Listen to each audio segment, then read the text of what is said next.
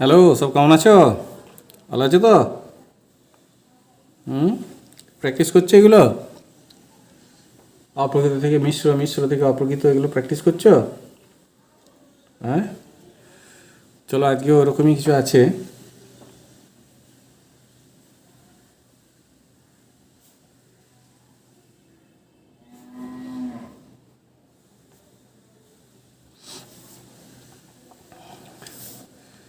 এক নম্বর অঙ্কে যাচ্ছি। এক নম্বর আছে অপ্রকৃত ভগ্নাংশে পরিণত করো। তো আমি সবগুলো করব না, আমি কয়েকটা করব, সবগুলো করব না।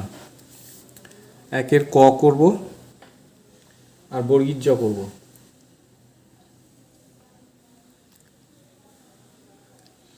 প্রথমটা আছে 66/2/3 সমান। কী করতে হয়? নিচে যা আছে তাই নিচে থাকে। উপরে হবে 66 গুণ 3 যোগ 2, নিচে 3 হবে, উপরে হবে 200। এটা হলো আমাদের অ্যান্সার হয়ে গেল এক নম্বরের কটা। বর্গীর জ আছে 6×23=39।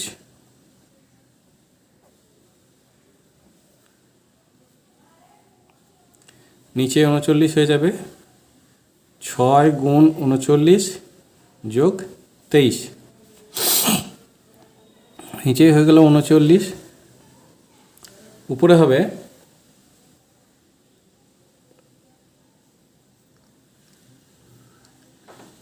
6 9 54 আর 3 57, 7 হাত থেকে 5, 6 3 18 5 23, 24 25, 257।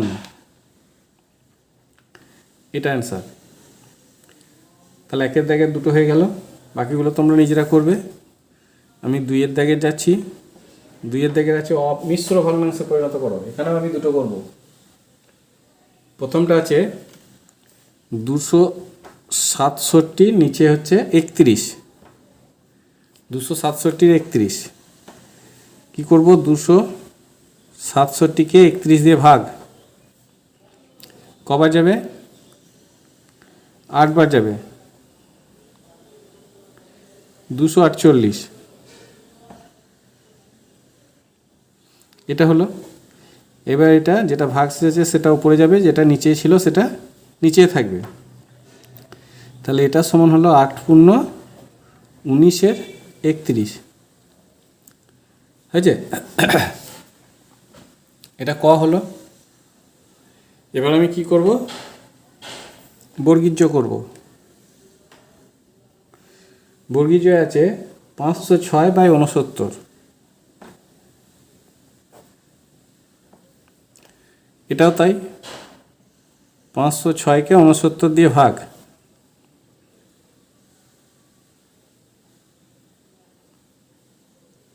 এটা 7 বার যাবে,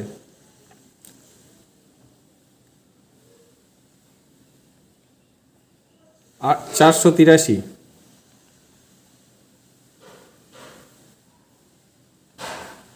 এটা হলো। এটা মানে হচ্ছে এটা উপরে যাবে 23, উপরে হবে 69, সমান নম্বর 7×23=69।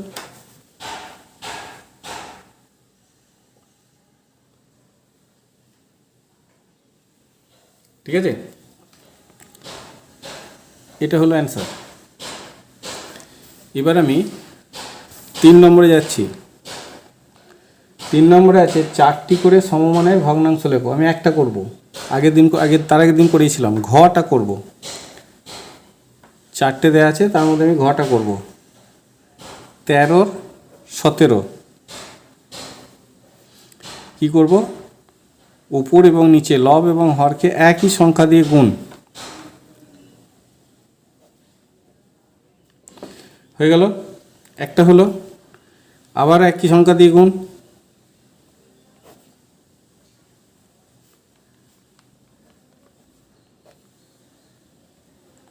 এটা হলো। আবার একই সংখ্যা দিয়ে গুণ।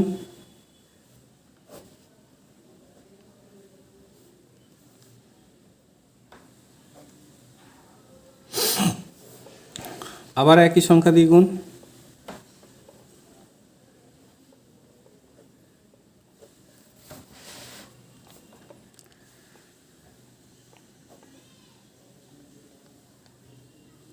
এটা। তাহলে অতএব নির্ণেয় 13-17 এর 4টি সমমানের ভগ্নাংশ 26-এর 34, 39-এর 51, 65-র 85, 91-এর 119।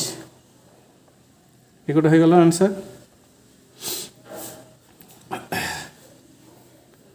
3 নম্বর হলো। এবার আমি 4 নম্বরে যাব। 4 নম্বরে আছে 4 নম্বরে আছে খোকন, মোহন ও সোহনের বয়স যথাক্রমে 11 বছর, 10 বছর এবং 9 বছর। তাদের গড় বয়স কত? খোকন, মোহন এবং সোহনের বয়স যথাক্রমে 11 বছর, 10 বছর এবং 9 বছর। তাহলে খোকন 11 বছর, মোহন 10 বছর আর সোহন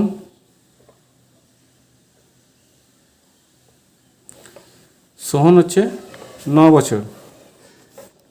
এবার যোগ করব মোট বয়স। মোট হচ্ছে 30 বছর। হলো, মোট বয়স হয়ে গেল। এবার হবে অতএব গড় বয়স। 3 দিয়ে ভাগ, 3 জনের বয়স, সেই জন্য 3 দিয়ে ভাগ, সমান হচ্ছে 10 বছর। তাহলে অ্যান্সার অতএব নির্ণেয় তাদের গড় বয়স 10 বছর।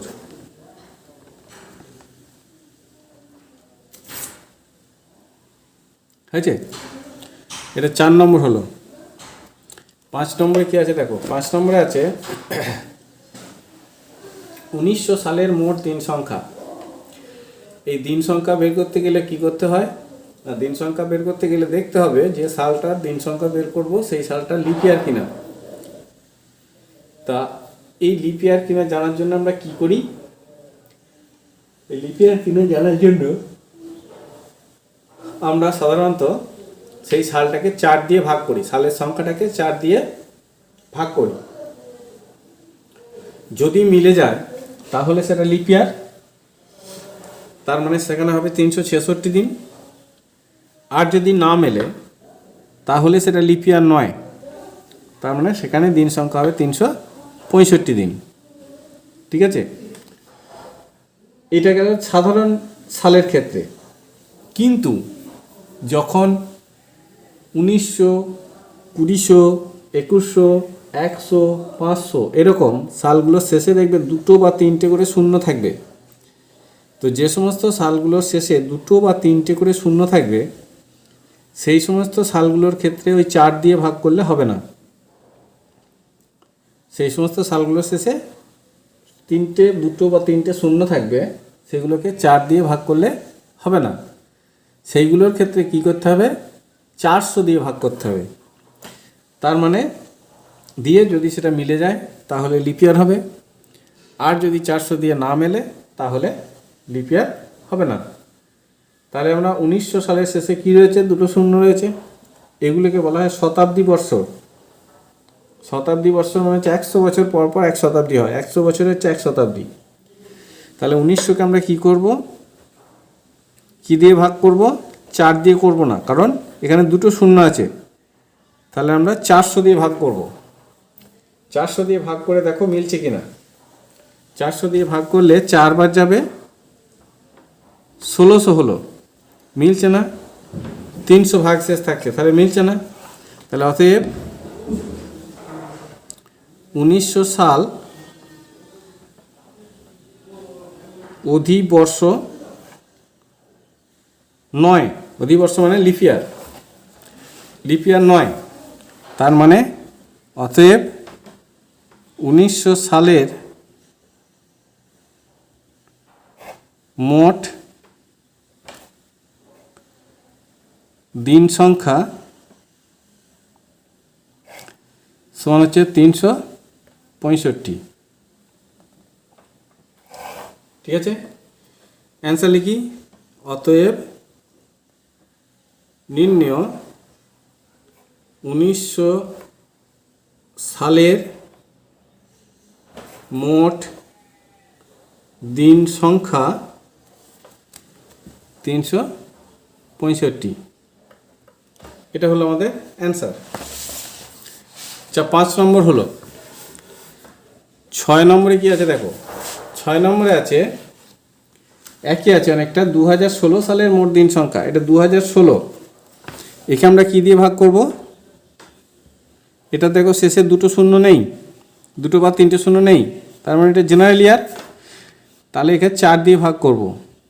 4 5 20, 1 নম্বর যায় না 0, 4 4 16, মিলে গেল। তাহলে মিলে গিয়েছে মানে এটা লিপ ইয়ার, মানে অধিবর্ষ। তাহলে 2016 সাল একটি অধিবর্ষ। অতএব মোট দিন সংখ্যা সমান হচ্ছে 366, কারণ অধিবর্ষ হলে 366 দিন, আর এমনি সাধারণ বর্ষ হলে 365 দিন। তাহলে অ্যান্সার কী হবে? অতএব নির্ণয় 2016 সালের মোট দিন সংখ্যা 366 হলো। এটা গেল 6 নম্বর। এবার আমি 7 নম্বরে যাব। 7 নম্বরে কি আছে? 7 নম্বরে আছে একটি ভাগ অঙ্কে ভাজক ভাগফলের 35 গুণ এবং ভাগশেষের 22 গুণ। যদি ভাগফল 374 হয় তবে ভাজ্য কত? তার মানে কি? ভাগফল হচ্ছে 374, ভাগফল হচ্ছে 374। এবার আমাকে ভাজক বের করতে হবে। ভাজক সমান হচ্ছে ভাগফলের 35 গুণ।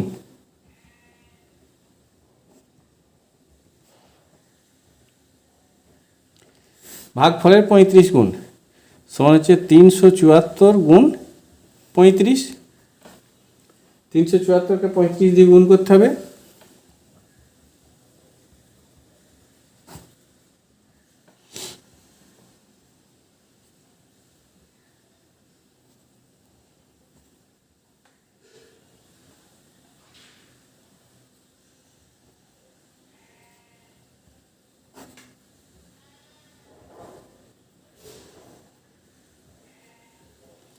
এক 3090।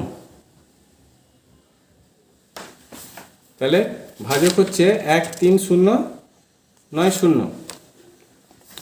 এবার ভাজক পেয়েছো, এবার আমায় কি বের করতে হবে? ভাগশেষ। ভাগশেষ সমান হচ্ছে, ভাগশেষ বলেছে, ভাজক বলছে ভাগশেষের 22 গুণ।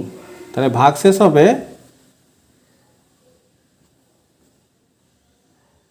ভাজকের 22 ভাগ, উল্টো হবে। তার মানে হবে 13090 ভাগ 22। তাহলে 13090কে 22 দিয়ে ভাগ করো।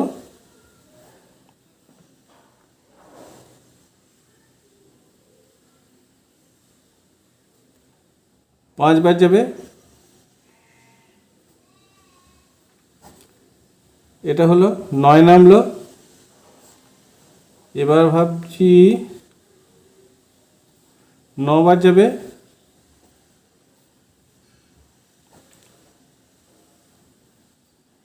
এবার 0 নামবে। এবার 5 বার যাবে। তার মানে হচ্ছে 5, 9, 5। এটা হচ্ছে ভাগশেষ। তাহলে দেখো আমি ভাগফল পেয়েছি, ভাজক পেয়েছি, ভাগশেষ পেয়েছি। তাহলে ভাজ্য, এবার ভাজ্য। ভাজ্য সমান হচ্ছে ভাজক ভাগফল যোগ ভাগশেষ। ভাজক গুণ ভাগফল যোগ ভাগশেষ সমান হচ্ছে, ভাজক হচ্ছে 1, 3, 0, 9, 0 গুণ ভাগফল হচ্ছে 374 যোগ ভাগশেষ হচ্ছে 5, 9, 5। এবার এটা গুণ করতে হবে। 1, 3, 0, 9, 0কে 3, 7, 4 দিয়ে গুণ। 1, 3, 0, 9, 0 3, 7, 4 দিয়ে গুণ।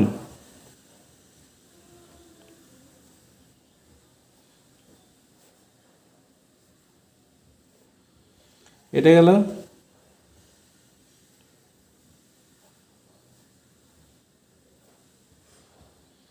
এটা গেল।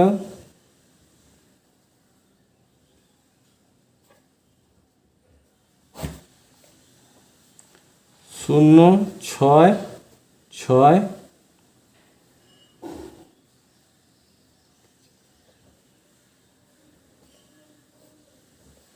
3, 8, 8, 9, 5, 6, 6, 0 যোগ 5, 9, 5।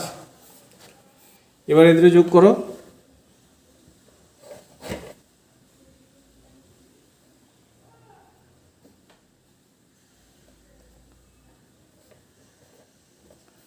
সমান হবে 3, 8, 9, 6, 2, 5, 5। এটা হলো ভাজ্য। তাহলে অতএব নির্ণেয় ভাজ্য সমান 3, 8, 9, 6, 2, 5, 5। দেখো এখানটা একটু ভুল হয়েছে। এটা হবে, এটা 4 হবে, 4 হবে, এটা 4 হবে, এটাও 4 হয়ে যাবে। ঠিক আছে, এগুলোটা 4 হয়ে যাবে। 4, 8, 9, 6, 2, 5, 5। এবার আমি 8 নম্বরে যাব। আমাকে 108 কিমি যেতে হবে। যদি আমি প্রতি 6 কিমি অন্তর ঘোড়া পাল্টাই তবে গন্তব্যে পৌঁছাতে কতবার ঘোড়া বদল করতে হবে? তার মানে 108কে 6 দিয়ে ভাগ।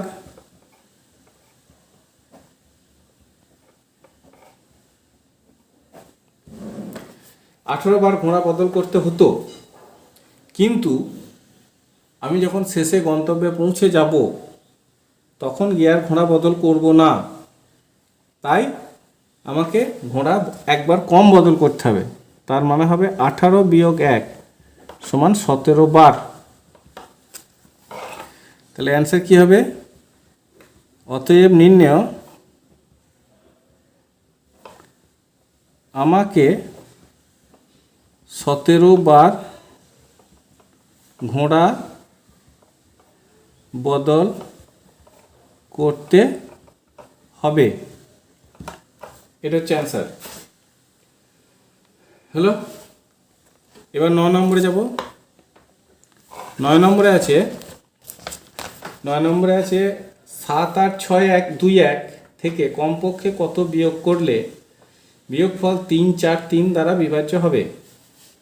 8, 7, 6, 2, 1 এর থেকে কমপক্ষে কত বিয়োগ করলে বিয়োগফল 3, 4, 3 দিয়ে বিভাজ্য হবে? 343। তাহলে 343 দিয়ে ভাগ করো,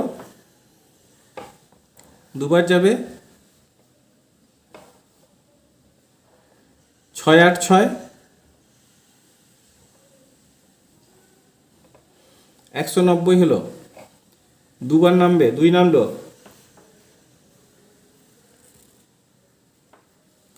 5 বার যাবে,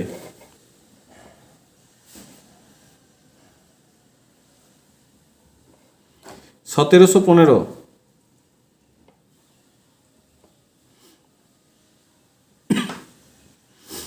এবার একটাকে নামাও, এবার কবার যাবে, এবারও 5 বারই যাবে।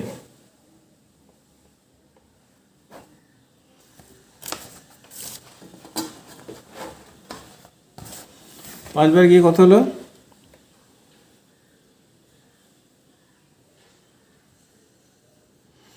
156। তাহলে এই 156 যদি আমি বিয়োগ করি তাহলে এখানে কোনো ভাগশেষ থাকবে না, তার মানে এটা বিভাজ্য সংখ্যা হয়ে যাবে। তাহলে এটাই হচ্ছে আমার সংখ্যা। তাহলে কি বলেছে, কমপক্ষে কত বিয়োগ করলে বিয়োগফল একটি 343 দিয়ে বিভাজ্য হবে। তাহলে উত্তর হবে, অতএব নির্ণেয় কমপক্ষে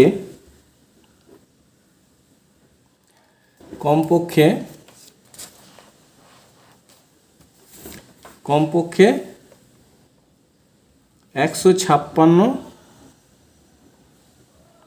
বিয়োগ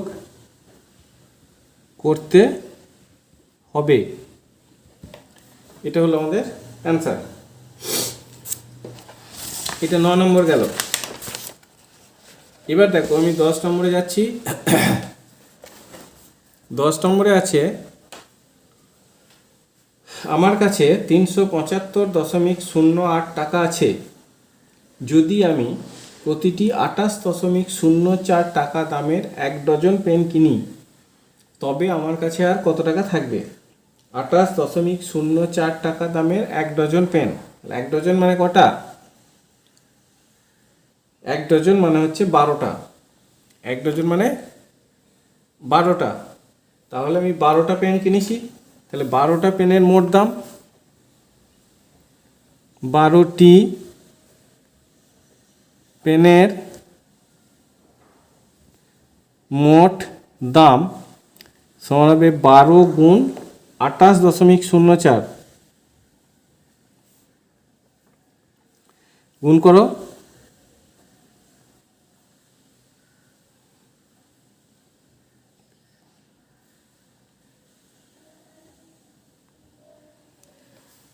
তেত্রিশ। তাহলে 336.48 টাকা। এটা হচ্ছে 12টা পেনের মোট দাম। তাহলে 12টা পেন কিনতে গেলে আমাকে 336.48 টাকা দিতে হবে। আমার কাছে ছিল 375.08 টাকা। আমার কাছে ছিল 375.08 টাকা। তাহলে আমি দিলাম কত, 336.48 টাকা। তাহলে অতএব থাকবে সমান হবে 375.08, তার নিচে হবে 336.48 বিয়োগ, এটা 0,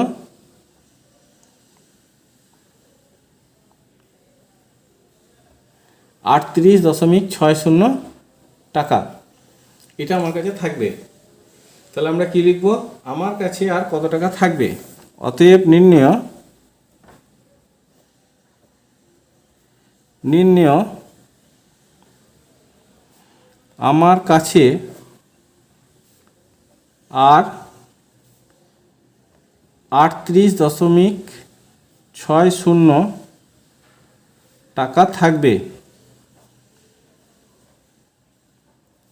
এটা হলো অ্যান্সার। আমার কাছে আর 38.60 টাকা থাকবে। এটা গেল 10 নম্বর।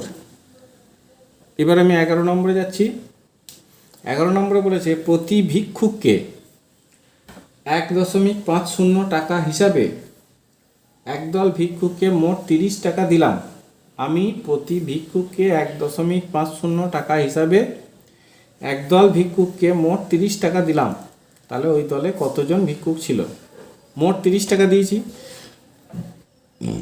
আর এক একজনকে দিয়েছি 1.50 টাকা। তার মানে ভাগ করতে হবে, 30 ভাগ 1.50 সমান, এক কাজ করো, দশমিকের ভাগে দশমিকের পরের অঙ্ক সমান করতে হয়।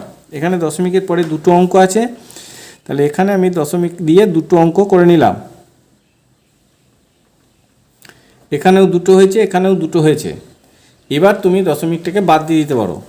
তার মানে এটা হয়ে যাবে 3000 ভাগ 150।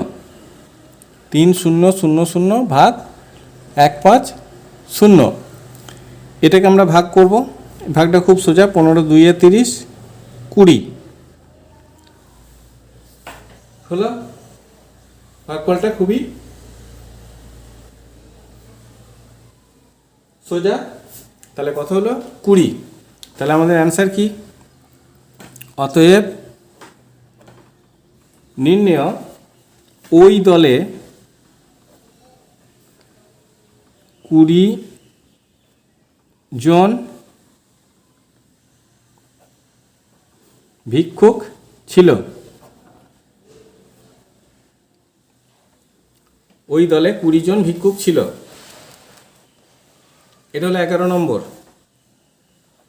12 নম্বর হচ্ছে একটি বইয়ের দাম 122.5 টাকা। একটি বইয়ের দাম 122.5 টাকা হলে 2940 টাকায় ওই একই দামের কতগুলি বই কেনা যাবে? একই অঙ্ক। মোট টাকা হচ্ছে 2940। একটা বইয়ের দাম হচ্ছে 122.5। ভাগ করব। এটা কি হবে? 2940.0 ভাগ 122.5। তাহলে দেখো দুটোতেই দেখো দশমিকের পর একটা করে অঙ্ক হয়েছে। এবার আমি দশমিক বাদ দিয়ে দেবো। তাহলে কি হবে? 29400 ভাগ 1225। এবার ভাগ করব। ভাগটা কি হবে? 29400কে ভাগ হবে 1225 দিয়ে। দুবার যাবে।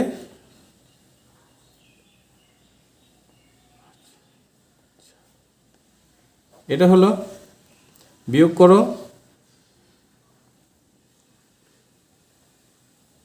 এটা এবার শূন্য নামবে।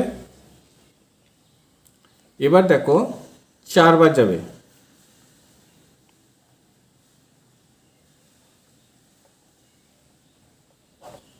এটা সমান হচ্ছে 24। তাহলে কি লিখব? বলেছে ওই একই দামের কতগুলি বই কেনা যাবে। তাহলে আমরা লিখব অতএব নির্ণেয় ওই একই দামের 24টি বই কেনা যাবে। এটা আমাদের অ্যান্সার হয়ে গেল। এবার কি 13 নম্বরে যাব। 13 নম্বরে আছে একটি গাড়ির সামনের চাকা ও পিছনের চাকার পরিধি যথাক্রমে 9 ফুট 11 ইঞ্চি এবং 12 ফুট 9 ইঞ্চি। কি বলেছে? একটি গাড়ির সামনের চাকা ও পিছনের চাকার পরিধি যথাক্রমে 9 ফুট 11 ইঞ্চি এবং 12 ফুট 9 ইঞ্চি। কমপক্ষে কত দূর গেলে চাকা দুটি পূর্ণ সংখ্যক বার ঘুরবে? কমপক্ষে কত দূর গেলে চাকা দুটি পূর্ণ সংখ্যক বার ঘুরবে? এর জন্য আমাকে কি করতে হবে? লসও করতে হবে। কমপক্ষে আছে, লসও করতে হবে। এবার কি আমাদের আছে 9 ফুট 11 ইঞ্চি সমান, এটাকে ইঞ্চিতে কনভার্ট করতে হবে। 1 ফুট সমান 12 ইঞ্চি। তাহলে 12 × 9 যোগ 11। 9 12 108 আর 11 হচ্ছে 119। 119 ইঞ্চি। আর একটা কি আছে? 12 ফুট 9 ইঞ্চি। 12 ফুট 9 12 ফুট 9 ইঞ্চি সমান হচ্ছে 12 গুণ 12 যোগ 9, তাহলে 12 12 144 আর 9 153 ইঞ্চি। এবার এই দুটো কী করতে হবে, এবার এই দুটো লসাগু করতে হবে। কি করতে হবে? লসাগু। তাহলে 119 153 লসাগু করবো। এই দুটো কী দিয়ে যাবে? 2 দিয়ে যাবে না, 3 দিয়ে যাবে না, 5 দিয়ে যাবে না, 7 দিয়ে যাবে না, 11 দিয়ে যাবে না, 13 দিয়ে যাবে না, 17 দিয়ে যাবে। 17 7 119, 17 9 153, 17 7 119, 17 9 153।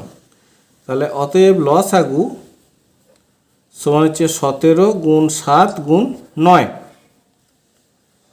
সমান কত হয়?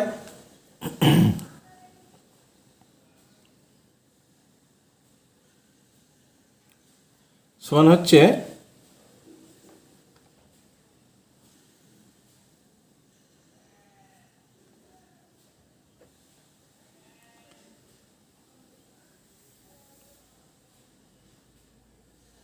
এটা 1071, এটা হচ্ছে লসাগু। এত ইঞ্চি হবে, এত ইঞ্চি। এবার এটাকে আমরা কি করব? সমান দিয়ে 1071কে 12 দিয়ে ভাগ করো, সমান হবে 8 12 96, 9 12 108, এত ফুট 3 ইঞ্চি, 89 ফুট 3 ইঞ্চি। এটাই আমার উত্তর হলো। এবার লিখব অতএব নির্ণয় কমপক্ষে 89 ফুট 3 ইঞ্চি গেলে চাকা দুটি পূর্ণ সংখ্যক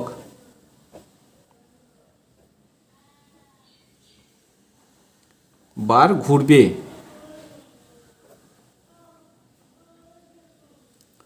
এটা হলো আমাদের অ্যান্সার। এটাই এই পর্যন্তই ছিল, এটাই লাস্ট। ঠিক আছে, তাহলে এতক্ষণ নিশ্চয়ই তোমরা সব করে ফেলেছো। এবার একটু মিলিয়ে নেবে, যেগুলো ভুল হয়েছে সেগুলো ঠিক করে নেবে। ওকে, চলো তাহলে আজকের মতো এই পর্যন্তই, আবার পরের ক্লাসে।